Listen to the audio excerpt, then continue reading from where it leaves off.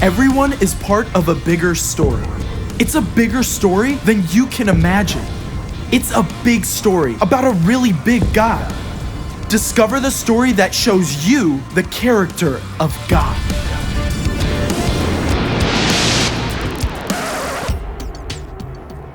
Hey, I'm Caleb, and this is my Bible.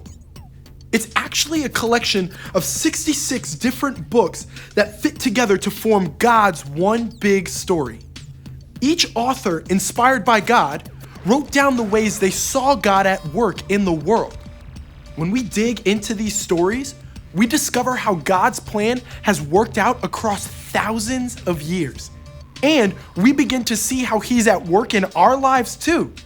The more we see, the more we learn to trust God day by day. That's faith. And I've got 4 stories to show you what it can look like. We get started in the book of Ephesians. Here, the Apostle Paul reminds the believers in the church at Ephesus, God's grace has saved you because of your faith in Christ. Your salvation doesn't come from anything you do. It is God's gift. We each have a decision to choose God, but at the same time, He's already chosen us and created the perfect adventure for each of us to live. We see this at work in the book of Acts. Here, Paul has arrived in Athens, where everyone is all about trendy new ideas and false gods. Paul knows these Greek men and women need Jesus, but they may not listen to the story of some Jewish carpenter. Instead, Paul points out an altar they've built to an unknown God. And he's like, I actually know your unknown God, and He's gonna blow your mind. Paul can talk to anyone, anywhere, as we see in Acts 27. Here, Paul has been arrested.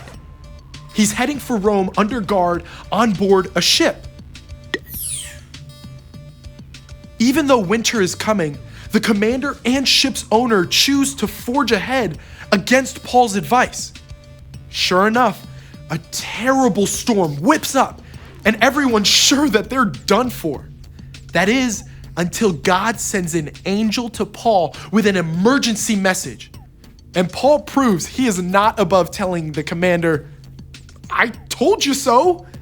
Now, we fast forward to the end. We wrap up in the very last book of the Bible, Revelation. Right here, the Apostle John is living out his final days when God sends him an incredible vision. Now, John struggles to write down what he sees. They're amazing and terrible and wonderful images of things to come.